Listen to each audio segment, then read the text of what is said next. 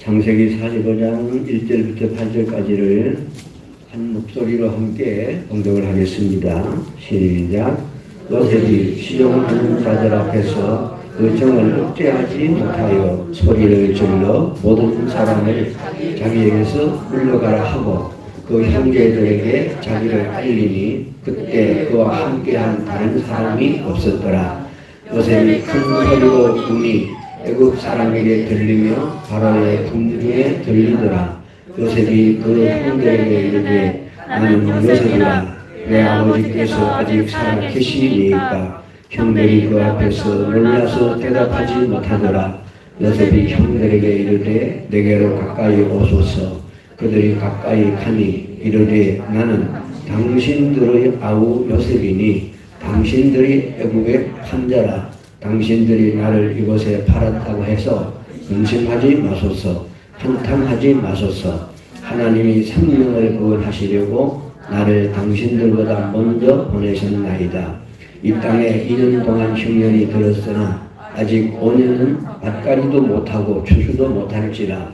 하나님이 큰 구원으로 당신들의 생명을 보존하고 당신들의 후손을 세상에 두시려고 나를 당신들보다 먼저 보내셨나니 그런즉 나를 이리로 보내니는 당신들이 아니요 하나님이시라. 하나님이 나를 바로에게 아버지도 삼으시고 그 온 집의 주로 삼으시며 애굽 온 땅의 통치자로 삼으셨나이다.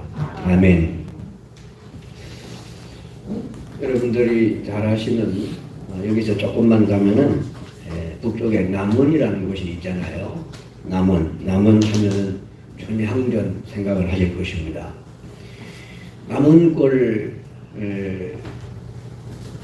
우리가 잘 아는 이 변사또, 못된 악한 변사또가 춘향이를 아주 못되게 굴려서 감옥에 쳐놓고 춘향이가 죽을 지경이었는데 어느 날 암행어사 출두야 해서 이몽룡이가 나타나서 변사또를 끌어엎드리게 하고 춘향이를 감옥에서 끌어내서 그냥 순식간에 춘향이는 이랴 암행어사의 부인이 되고 이 남원골의 유명한 인사가 됐습니다. 이것을 우리가 역전, 인생의 역전이라고 말하는 것입니다. 오늘 성경 본문에는 이 성경 본문이 흥미진진한 삼류 소설의 얘기가 아니라 하나님의 구원 사건, 하나님의 구원의 역사, 생명의 역사, 인생 역전의 기록을 우리에게 가르쳐주는 말씀이 오늘 본문의 말씀입니다.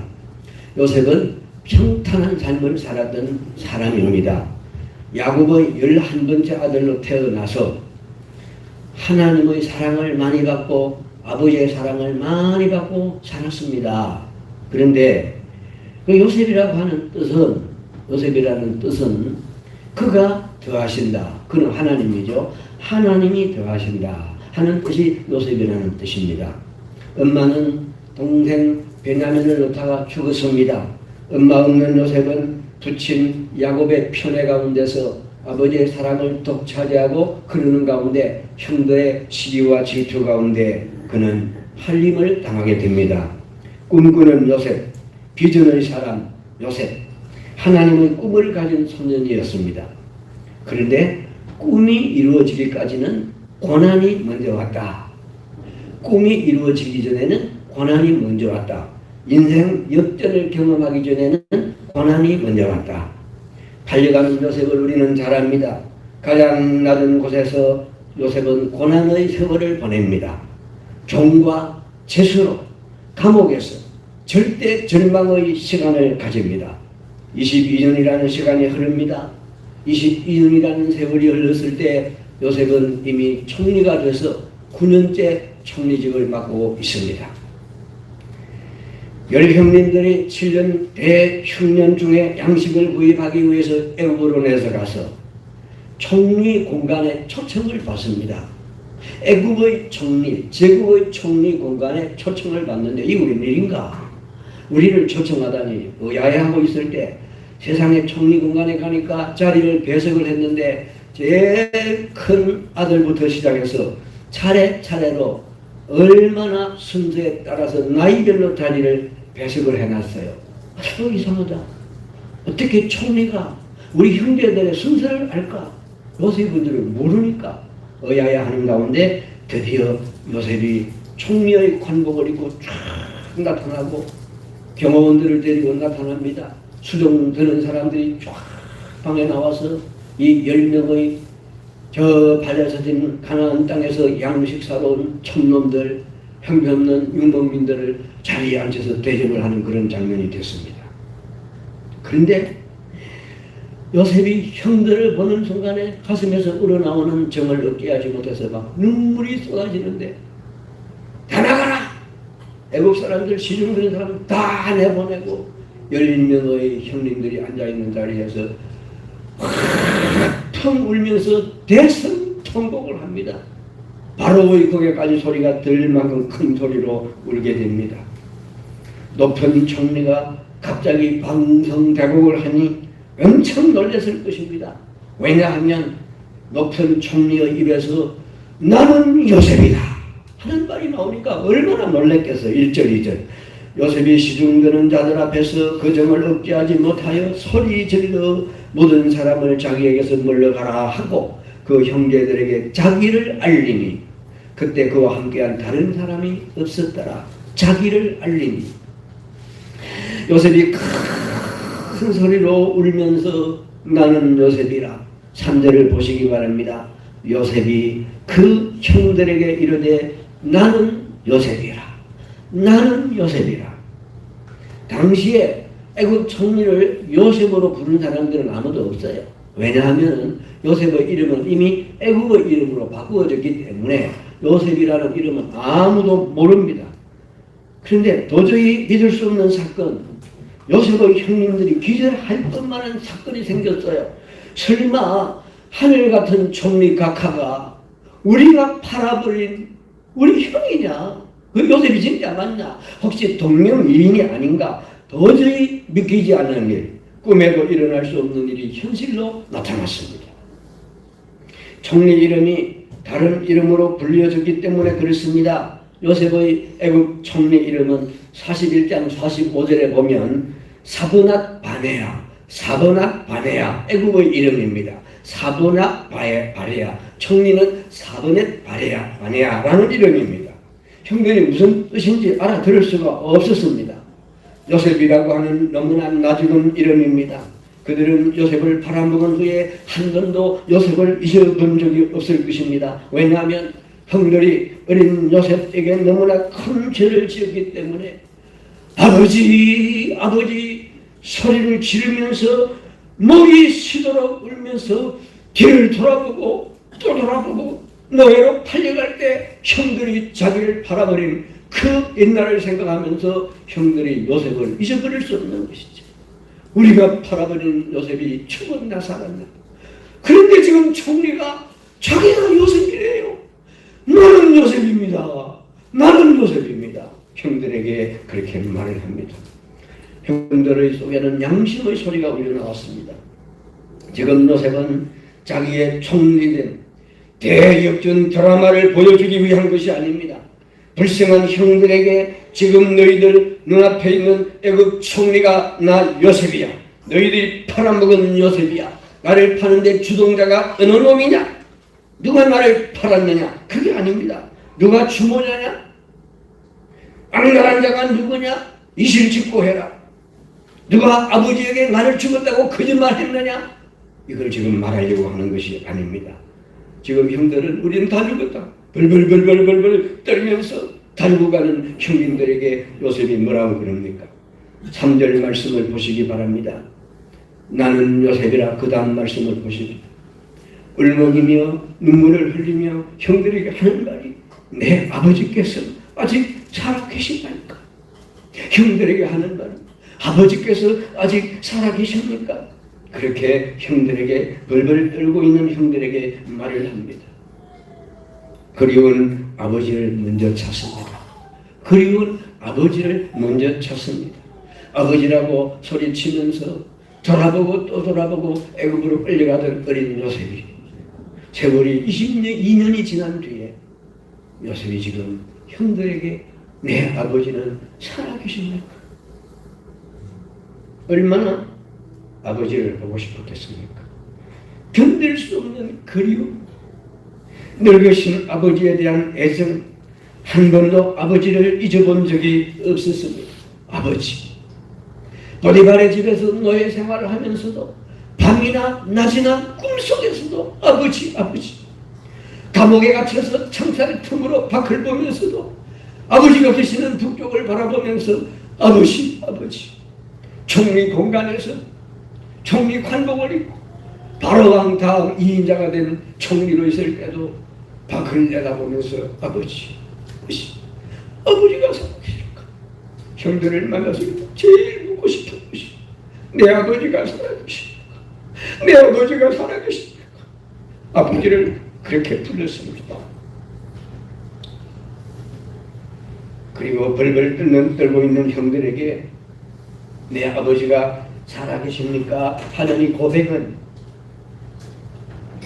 벌벌 떨고 있는 형들에게 형님들, 우리는 한 가족입니다. 당신 아버지가 나의 아버지고 나의 아버지가 당신들의 아버지입니다. 내가 당신들을 해하지 않습니다. 내 아버지가 살아계십니까? 그 하는 말은 당신들과 나는 한 명입니다. 한 가족입니다. 걱정하지 마세요. 그런 말입니다. 형제들을 사랑하는 표시이며 용서와 사랑의 고백입니다. 형들이 너무 놀라서 성경은 이렇게 기록하고 있습니다. 3절 하반절에 그 앞에서 형들이 그 앞에서 놀라서 대답하지 못하더라. 한구무언입니다. 입을 닫고 한 말도 말을 하지 못합니다. 아무 대답할 말이 없어요. 입이 10개가 있어도 할 말이 없다는 말이 딱 들어맞습니다. 10명의 형님들이 입을 합치면 딱 10개잖아요. 입이 10개가 있어도 할 말이 없다는 우리 말이 맞아요. 형들에게 요셉이 어떻게 행동을 취합니까? 손을 들어서 형들의 뺨을 때리고 발길로 걷어차고 이 원수 같은 놈들 그렇게 말하지 않습니다. 4절 말씀을 보시기 바랍니다. 요셉이 형들에게 이르되 내게로 가까이 오소서. 내게로 가까이 오소서. 그들이 가까이 간 이르되 나는 당신들의 아우 요셉이니 당신들이 애국의 판자라 이렇게 말합니다. 여러분 형들 원수 같은 형들이잖아요. 그런데 그 형들에게 이놈들 감옥에 가더라 그러지 아니하고 형들에게 내게로 가까이 오소서. 내게로 가까이 오소서. 사랑의 말이죠. 꿈에도 보고 싶은 그리운 형제들. 총리가 아니라 당신들의 아우 요셉입니다. 당신들이 애국에 판 요셉입니다. 시기하고 질투해서 나를 노예로 팔아버렸는데 그 동생 요셉이 바로 나입니다. 그렇게 말합니다. 지금 요셉은 당신들이 나를 팔아버린 요셉이라는 말을 먼저 말하지 아니하고 가까이 오소서. 그 말을 먼저 합니다. 가까이 오소서. 그리고 난 다음에 당신들이 팔아버린 요셉이라고 말을 합니다. 이거는 요셉의 마음이 형님들을 전혀 미워하지 아니하고 내가 당신들을 사랑하고 당신들의 가족, 나의 형님들 당신들의 동생입니다 하는 걸 밝혀주는 것이죠. 5절 말씀 지금의 나는 하나님의 섭리로 되어졌다. 5절 보십시오. 당신들이 나를 이곳에 팔았다고 해서 근심하지 마소서. 한탄하지 마소서. 하나님이 생명을 구원하시려고 나를 당신들보다 먼저 보내었나이다. 여러분 요셉의 위대한 점이 이것입니다. 역사를 보는 눈, 하나님의 섭리가 무엇인가를 아는 사람이 요셉입니다. 당신들이 나를 판 것이 아니라 하나님이 당신들보다 나를 먼저 보냈을 뿐입니다. 걱정하지 마세요. 두려워하지 마세요. 한탄하지 마세요. 하나님의 섭리입니다. 하나님의 구원 사건입니다. 하나님의 역사입니다. 그것을 형님들에게 고하고 있습니다. 그리고 요셉은 7절 말씀을 6절 말씀을 보시기 바랍니다.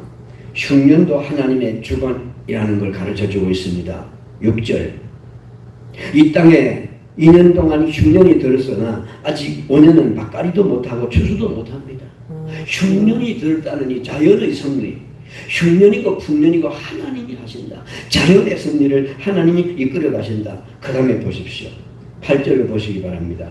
제국의 역사의 주관자가 하나님이라는 것을 가르치고 있습니다. 하나님이 이 큰 구원으로 당신들의 생명을 보존하고 당신들의 후손을 세상에 두시려고 나를 당신들보다 먼저 보냈나이다. 8절. 그런즉 나를 이리로 보내는 당신들이 아니요 하나님이시라. 하나님이 나를 바로에게 아버지로 삼으시고 그 온 집의 주로 삼으시며 애굽 온 땅의 통치자로 삼으셨나이다. 제국의 통치자가 하나님이다. 애굽 제국의 통치자는 바로가 아니라 하나님이다. 그 하나님이 나를 애굽에 보내셨지만은 총으로 왔지만은 감옥에 갇힌 죄수 아닌 죄인이 아닌 죄수로 갇혀 있었지만은 그 하나님이 나를 애굽의 통치자로 세우셨다. 하나님은 제국의 통치자이다. 자연을 섭리하시는 하나님뿐만 아니라 나라를 다스리는 분이 하나님이다. 이를 믿으셔야 됩니다. 코로나가 전 세계를 반대으로 만들어버리고 나라들이 어려움을 당하고 그러나 대한민국은 하나님의 손에 있다는 걸 믿으시기 바랍니다. 대한민국은 어떤 사람의 손에 있는 것이 아니라 하나님의 손에 있습니다. 하나님은 나라를 통치하는 주관자이십니다. 그러므로 원수처럼 미워하거나 죽이고 싶은 마음을 가질 것이 아니라 하나님의 뜻에 순종하는 것이 마땅하다고 생각한 것이 요셉의 마음입니다. 요셉은 항상 현재라는 시간이 어떤 상황일지라도 적응하고 순응하고 수용할 줄 아는 그런 사람입니다. 역경이든 순경이든 믿음으로 받아들인 사람이 요셉입니다. 요셉이 얼마나 그동안 고난을 많이 당했는지 모릅니다.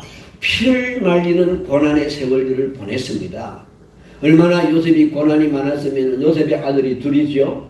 므낫세와 에브라임입니다. 므낫세라고 하는 이름은 하나님께서 나의 모든 고난과 아버지 집에 대한 기억을 잃어버리겠다. 그렇게 이름을 지었어요. 얼마나 고통스러웠으면 아들의 이름을 짓기를 나의 고난을 하나님이 잊어버리게 하셨다. 아버지 집에 대한 그리움을 잊어버리게 하셨다. 에브라임이라고 하는 말은 이 수고한 땅에서 나를 형통하게 강성하게 하셨다는 그런 뜻입니다. 하나님이 하셨다. 나의 하나님 야훼 하나님 하나님이 나를 이렇게 만드셨다. 야곱의 신앙 고백입니다. 하나님의 역전의 역사를 요셉이 믿음으로 받아들였습니다. 요셉의 자세를 보시기 바랍니다. 지난날 고난의 원인을 조사하지 않았습니다. 누가 나를 죽이려고 공작을 했느냐? 누가 나를 애굽에 팔아먹자고 계획을 했느냐? 시므온느냐? 유다 네가 그랬느냐? 이삭을 내가 그랬느냐? 르우벤 내가 그랬느냐? 아버지에게 거짓말해서 내가 죽였다고 말한 자가 누구냐? 자백하라. 그렇게 하지 않았습니다. 형제를 보았을 때 그리움과 정다움과 가슴에 사랑이 넘치는 샘솟아오르는 그 사랑 때문에 미움이 아니라 그리움으로, 정오가 아니라 사랑으로, 원수가 범이 아니라 용서라고 하는 것으로서 그 속에 사무쳐 나왔습니다. 요셉은 4절 말씀에 보면 먼저 나는 당신들의 아우 요셉이니 그렇게 말하면서 5절에서 근심하지 말고 탄식하지 마소서 하나님이 나를 먼저 보냈습니다. 이 고백은 하나님의 마음을 너무나 잘 아는 요셉을 볼 수 있어요. 요셉은 하나님의 마음을 너무 잘 알았어요. 하나님이 나를 포기하시고 고난당하게 하시고 고난의 길을 통과한 뒤에 총리가 되게 하셔서 이렇게 하나님이 나를 여기에 세워주셨구나. 하나님이 하셨다. 하나님의 마음을 읽을 줄 아는 사람이 요셉이었습니다. 정말 훌륭한 사람이죠. 착한 사람, 정리 많은 사람, 믿음의 사람. 이 모든 사건은 하나님의 구원의 역사의 한 부분일 뿐이다. 내가 애굽에서 고난당하고 애굽에서 총리가 되고 이 모든 삶은 하나님의 영원한 구원이라는 구원 역사의 한 부분일 뿐이다. 요셉의 신앙의 고백입니다. 요셉은 숲과 나무를 볼 줄 아는 사람입니다. 산을 볼 때 나무만 보는 사람이 있고 숲만 보는 사람이 있어요. 그러나 산을 볼 때 나무도 볼 줄 알고 숲도 볼 줄 아는 사람이 돼야 되죠. 하나님의 모든 역사를 볼 줄 아는 동시에 지금 내가 살고 있는 현재라는 시간, 나무 한 그루가 무엇인가를 동시에 볼 수 있는 눈을 가져야 됩니다. 퍼즐 게임이에요. 퍼즐 게임. 조각을 맞추어서 퍼즐을 다 맞추면 이 그림이 무슨 그림인가를 보여주는 게 퍼즐입니다. 여러분, 하나님의 퍼즐 맞추기를 잘해야 됩니다. 우리가 때로는 고난을 당하고 어려움을 당하고 낭패를 당하고 실패를 당할 때에도 하나님의 퍼즐 맞추기에 성공하는 사람은 끝에 가서는 하나님의 역전성이다. 하나님의 역사다. 하나님은 항상 당신의 역사를 이루어 가신다. 그것을 아는 것이 하나님의 퍼즐 맞추기입니다. 그러니까 매일의 삶 가운데 어려움이 있을 때도 한탄하거나 원망하거나 미워하거나 시기하거나 하나님을 향하여 의심하지 말고 하나님의 퍼즐을 맞추는 게임을 하고 있다고 생각을 하셔야 됩니다. 가장 낮은 곳에서 노예로, 종으로, 죄수로 절대 절망의 시간입니다. 그런데 요셉이 얼마나 변해서 얼마나 요셉의 삶에 역전이 되는가 보세요. 한번 여러분 41장 41절을 찾아보시기 바랍니다. 41장 41절입니다.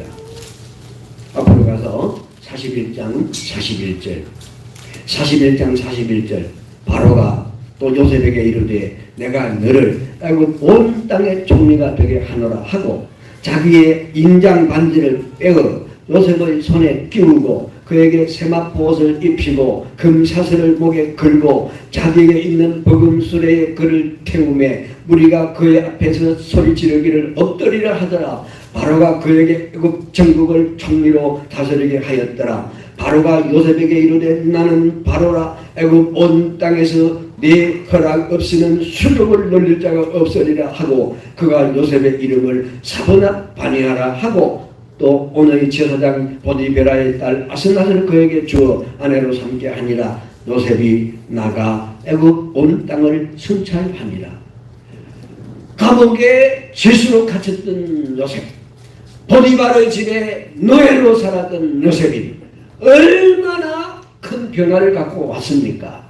완전히 인생 역전입니다. 인생 완전히 천지개벽입니다. 요셉의 인생이 얼마나 바뀌었습니까? 역전의 요셉입니다. 하나님께서 하신 일입니다. 총리의 권위는 신적인 권위입니다. 권세와 명예와 영화는 바로 바로왕과 버금가는 그런 자리가 총리의 자리입니다. 총리의 자리. 절대 희망의 사건입니다. 그 이유는 노예에서 총리가 됐기 때문이 아닙니다. 총리의 자리에 있기 때문이 아니라 하나님께서 높여주신 자리이다. 하나님께서 여기까지 내리고 나를 데리고 오셔서 여기에 앉게 하신 시간이다. 그것 때문에 요셉은 절대 희망의 시간입니다. 자기가 높은 자리에 있기 때문이 아닙니다. 하나님이 나를 여기에 앉혀주셨다. 이 시간 하나님이 나를 여기에 오게 하셨다. 그것이 요셉의 믿음이었습니다. 하나님의 역전 드라마에는 반드시 목적이 있습니다. 하나님의 목적이 있습니다. 7년 대환란 가운데서 대흉년 온 세상 천지가 죽음의 공포 속에 사람들이 벌벌 떨고 있을 때 그 사람들을 구원하라고 하나님이 요셉을 총리로 삼으셨습니다. 가족을 살리고 자기 나라를 살리고 온 세상을 살리는 목적이 하나님이 요셉을 역전 인생을 사도록 한 목적이 있다. 목적. 하나님의 목적. 역전 드라마에는 하나님의 목적이 있습니다. 이러한 요셉을 보면서 여러분 무슨 생각이 납니까? 온 세상 사람들이 7년 흉년에 다 죽어갑니다. 다 죽어가는데 요셉이 세상을 구원합니다. 누가 생각이 납니까? 이 요셉의 얘기를 들을 때 누구 생각이 납니까? 당연히 예수님 생각이 나야 되죠. 온 세상을 구원하기 위해서 오신 예수님이 요셉을 통하여 보여주고 있지 않습니까? 여러분 애굽의 왕이 요셉에게 이름을 뭐라고 지었습니까? 뭐라? 사도낫 바네아. 사도낫 바네아라는 말은 세상의 구원자라는 말입니다. 뜻이 생명의 부자라는 말입니다. 이상하지 않습니까? 어떻게 애굽의 왕이 요셉이라는 사람에게 이름을 지어주네. 너는 세상의 구원자다. 생명의 부자다. 하나님께서는 지어주신 이름입니다. 요셉을 통하여 이 세상에 온 세상에 죽을 자들을 구원하기 위해서 오실 예수님이 오실 것이라는 걸 예언하는 예언적인 사건이 요셉의 사건입니다. 하나님의 하신 일입니다.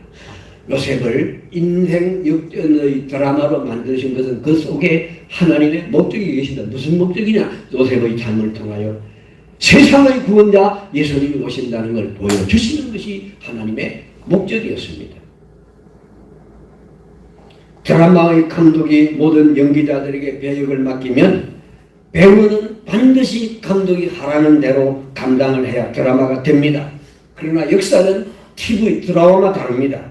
드라마와 역사의 차이점은 드라마는 연기자가 연기를 할 때 자기의 행동에 대한 책임이 없어요. 감독이 욕해 그러면 욕을 하고 거짓말해 그러면 거짓말하고 사람을 죽여 그러면 살인하는 드라마, 살인하는 그걸 연기를 해야 되고 폭력을 써 그러면 폭력하는 연기를 해야 됩니다. 연기하는 행동에 대한 책임이 없어요. 드라마는. 왜? 감독이 시키는 걸 하기 때문에. 그러나 여러분 역사는 그렇지 않습니다. 역사는 우리가 행한 일에 대한 도덕적인 책임, 윤리적인 책임이 있다 그 말입니다. 내가 어떻게 살았느냐 하는 것은 내가 한 행동에 대한 책임을 하나님이 물으십니다. 그것이 역사와 TV 드라마의 차이점입니다.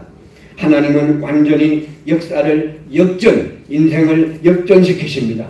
결코 요셉은 천재의 위대한 역전 드라마를 자기에게 돌리지 아니하고 하나님께 돌리고 있습니다.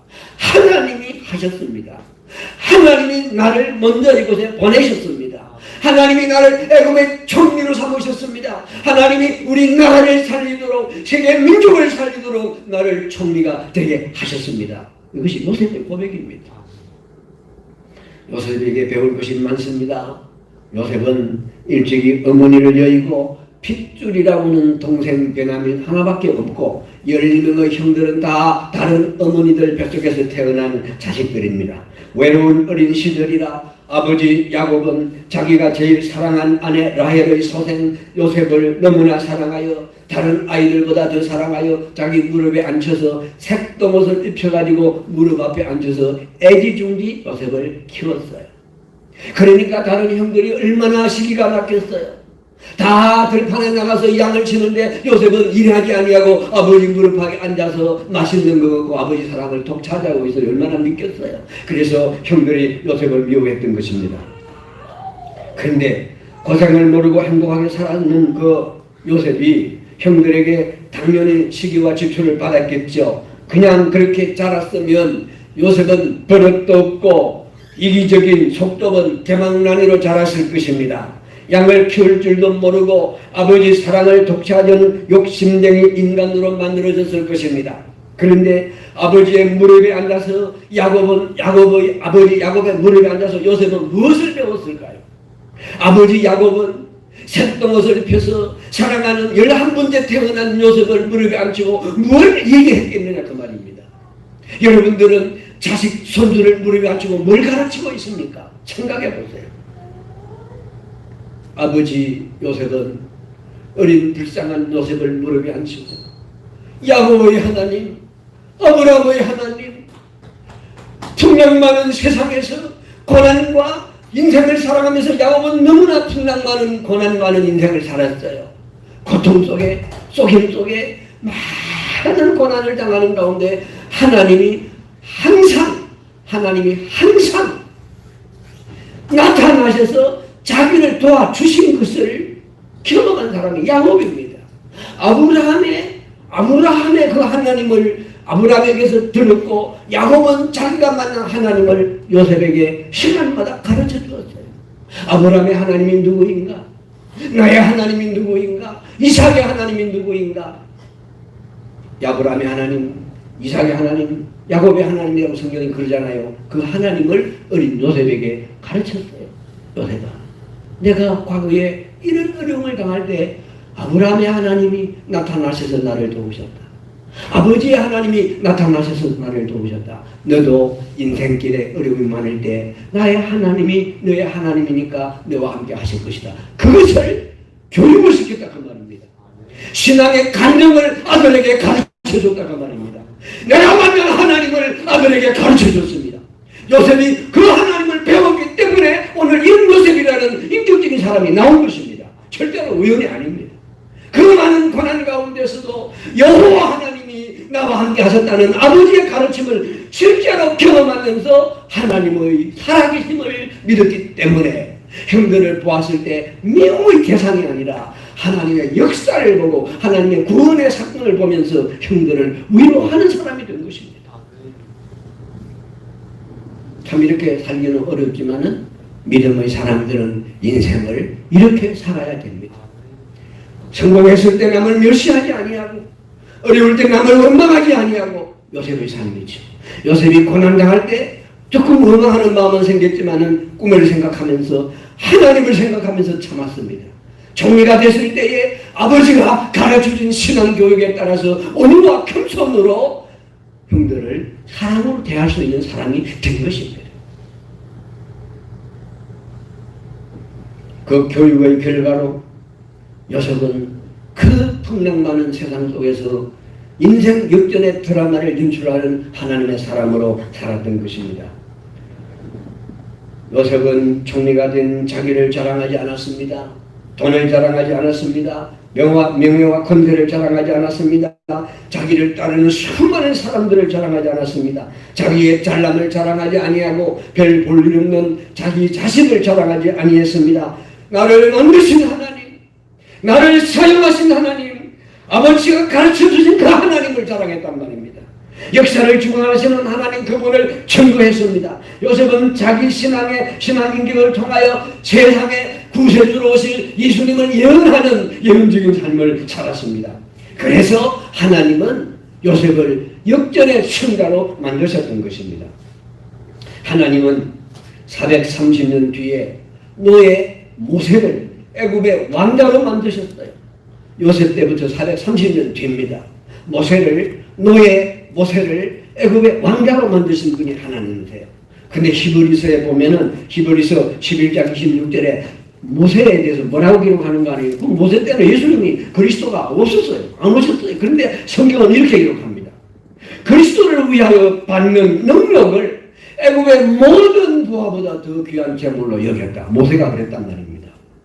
예수님이 오시기 1400년 전에 살았던 모세가 애굽의 부하보다도 그리스도를 위해서 고난당하는 것을 더 귀한 보배로 알았다고 성경은 기록합니다. 그럼 모세가 어떻게 살았단 말입니까? 그 많은 그 미디안 광야에서 40년의 고난, 그 이스라엘 백성들을 40년 동안 광야를 통과할 때 그 고난을 그리스도를 위한 고난으로 알았다는 거예요. 그 모세는 예수님을 봤어요. 예수님이 오신다는 걸 알았어요. 하나님의 구원의 역사를 알았어요. 모세의 고난은 그리스도의 고난을 경험한 것이었습니다. 모세로부터 1000년 뒤, 모세가 있을 때부터 1000년 뒤에 주전 450년경 세상을 바벨론 제국이 통치했을 때 바벨론 제국의 유대인들이 포로로 잡혀갔잖아요. 바벨론 제국 거기에 노예 에스더가 페르시아 제국의 왕비가 되죠. 하나님은 유대 노예 에스더를 페르시아 제국의 아하수에르 왕의 왕비를 만드셨어요. 인생 역전 아닙니까? 성문적인 모르드게가 원수 하만을 물리치고 대제국 페르시아 제국의 총리가 됐습니다. 하나님의 역전극 아닙니까? 이런 일은 전능하신 하나님에게는 흔히 있는 일입니다. 자주 있는 일입니다. 역사는 하나님의 특별 간섭 가운데 진행되는 사건의 연속이 역사입니다. 하나님은 인생 역전을 만드시는 분입니다. 어떤 자를 하나님이 쓰십니까? 믿음의 사람, 감사의 사람, 하나님의 뜻에 순응하는 사람, 나는 누구인지 하나님은 누구신지를 아는 사람, 꿈을 이루시는 신실하신 하나님을 믿는 자를 통하여 하나님께서 보여주신 꿈과 같은 역사를 이루어 주십니다. 다윗이 양을 키우는 목동이었잖아요. 그런 다윗을 왕궁으로 데려가시고 사울의 신하인 다윗을 왕으로 세우신 인생의 역전극을 이루신 분이 하나님이신데 왜 그렇습니까? 다윗을 통하여 그리스도의 십자가의 고난이 무엇이며 그리스도의 부활이 무엇인가를 가르쳐주기 위한 목적이 다윗의 역전극 속에 있어요. 성경은 그렇게 기록합니다. 사도행전 2장에 보면은 베드로의 설교 가운데 보면은 다윗이 그리스도의 고난을 증거했고 그리스도의 부활을 믿었다는 말씀이 나와요.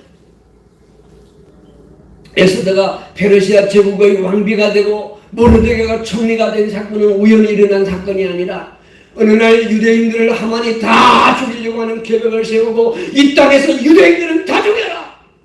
그런 왕의 명령에 의인이 지켰을 때 동족을 구원하는 사람이 에스더와 모르드게입니다.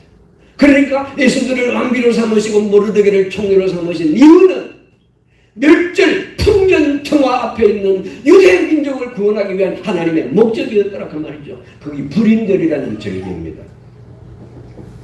하나님께서는 동족을 구원하시고 민족을 구원하게 하시고 세상을 구원하시는 목적을 가지고 어떤 사람의 인생 역전을 이루십니다.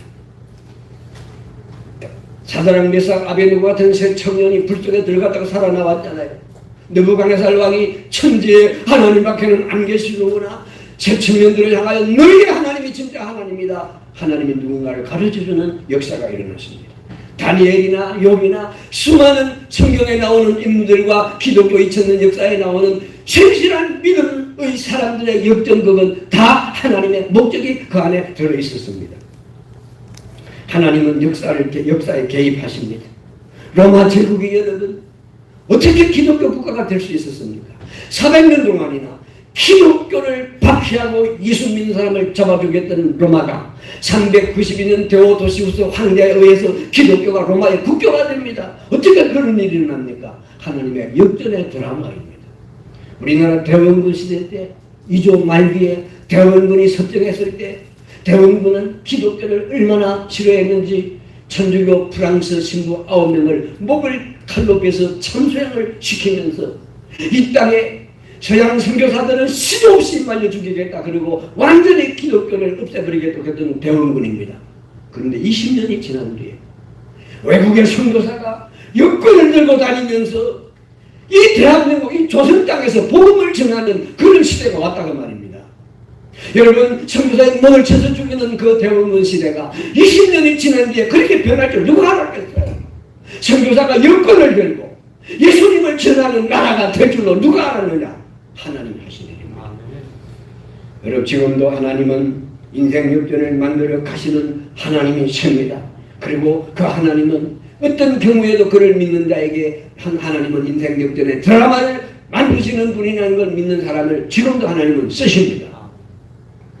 코로나 시대에 하나님의 역전 드라마가 많이 나타나고 있습니다. 사람들은 이렇게 생각합니다. 이 코로나 시대에 선교가 안 된다. 전도가 안 된다. 여러분 그 말은 하나님께서 일을 안 하고 계신다는 얘기잖아요. 정말 하나님이 아무것도 안 하고 계십니까? 하나님은 어떤 상황에도 일하고 계시는 줄로 믿습니다. 하나님은 어떤 상황에도 일을 하고 계십니다. 이 코로나 시대에 하나님 어떤 일을 하고 계시는가를 제가 몇 가지를 증명해 드리겠습니다. 개척정보라는 선교지에서 나온 실제적인 얘기입니다. 2013년부터 선교가 안 된다고 하는 이슬람 세계에서 놀라운 역사가 일어나고 있습니다. 한 주간에 평균 3,500개의 가정교회가 생겨지고 있습니다. 놀라운 일이죠. 그리고 이 코로나 시대에 4,000개의 기도 네트워크, 기도하는 그룹들이 4,000개가 전 세계적으로 기도하고 있습니다. 그리고 2,500만 명이, 다시 말합니다. 2,500만 명이 계속해서 기도하고 있습니다. 아담 이후에 이렇게 많은 사람들이 동시에 기도한 적이 없답니다. 이 놀라운 일이잖아요. 특별히 2019년 전 세계가 코로나 전염병으로 팬데믹 상태에 진입을 했습니다. 모든 것들이 막혀 도대체 무슨 일이 일어나는지 알 수가 없는 캄캄한 암흑천지가 되어버렸습니다. 그전 니수가 진짜처럼 판을 치는 시대가 됐습니다. 그러나 여러분 놀라운 변화가 일어나고 있습니다. 코로나 이후에 전 세계에서 온라인 소그룹 모임이 가정과 직장에서 폭발적으로 일어나고 있습니다. 담임 목사 중심의 일방적인 교회 형태가 교인들이 참여하는 쌍방교회, 양방교회의 형태로 변화가 됐습니다. 예배당 중심의 예배에서 이제는 직장에서, 가정에서, 지역사회에서 예배드리는 형태로 교회가 전환이 됐다고 말입니다. 그리고 평신도 중심의 새로운 형태의 전환이 왔습니다. 그런데 이슬람권 선교지에서 무슨 일이 일어나고 있는지 아십니까? 이슬람 세계에서는 전 세계 무슬림 예배 처소 모스크가 다 문을 닫았어요. 여러분, 그래도 우리는 오늘 예배를 드리잖아요. 이슬람 세계는요, 다 문을 닫아버렸어요. 모스크 예배당 아무도 들어갈 수가 없어요. 그리고 그 유명한 아라비아 메카에 이슬람교도는 1년에 한 번은 반드시 갔다 와야 성지순례, 아라비아 메카가 여행 금지가 되어버렸어요. 이슬람 사람들은 알라가 살아있다면 어떻게 이런 일이 일어나느냐, 회의를 느끼기 시작합니다. 특별히 청년들 속에 이슬람에 대한 회의를 느끼면서 청년들이 복음에 관심을, 예수 그리스도에게 관심을 가지기 시작합니다. 그런 변화가 이슬람 세계 속에 일어나고 있습니다. 하나님이 하시는 일인 줄 믿습니다. 그리고 지금까지 단 한 번도 무의 역사가 일어난 적이 없었던 지역에 한 민족에서 코로나가 진행되는 기간 3, 4개월 동안에 많은 젊은 청년들 78명이 예수님을 구주로 믿는 개종의 역사가 일어났습니다. 그 가운데 절반 이상이 성경 공부에 나오고 정기적인 예배 모임에 나와서 하나님을 믿는 사람들로 다 변했답니다. 극단적인 이슬람 운동이 일어나는 페르시아 지역에서 다른 이슬람 지역으로 우리가 선교사를 파송하겠다. 이슬람권에 있는 우리가, 예수님을 믿는 우리가 이슬람에서 기독교로 개종한 청년들이 우리가 선교사로 가겠다. 이런 운동이 한 번도 전도해 본 적이 없는 지역에서 일어났습니다. 아시아 한쪽에서는 지난 7월 공산주의 사회 아래에서 현지인 중심의 자발적인 전도운동과 선교운동을 선포합니다. 이들의 나라는 5,000km, 우리나라 부산에서 신의도까지 1,000km밖에 안 돼요. 우리나라의 남북한의 5배가 넘는 5,000km를 낮에는 오토바이를 타고 가는 곳마다 전도를 하고 밤에는 지하교회, 작은 교회, 큰 지하교회 찾아 들어가서 선교를 나누고 그리스도를 나누고 복음을 나누고 어떻게 이 지역을 복음화시킬 것인가, 이런 운동을 하고 있답니다. 중국의 이야기인 것 같습니다. 하나님은 지금도 일하고 계십니다. 지금도 하나님은 일하고 계십니다. 전 세계 사람이 사는 곳에 하나님은 일하고 계십니다. 지금도 인생을 역전시키시고 세상을 변화시키고 역사를 역전시키고 계십니다. 인생 역전에는 하나님의 공식이 있습니다. 어떤 공식입니까? 요셉을 보십시오. 꿈, 고난, 역전. 꿈, 고난, 역전. 하나님은 꿈을 주십니다. 비전을 주십니다. 그러나 고난이 옵니다. 고난을 통과한 뒤에 인생 역전을 경험하게 하십니다. 이것이 하나님의 공식입니다.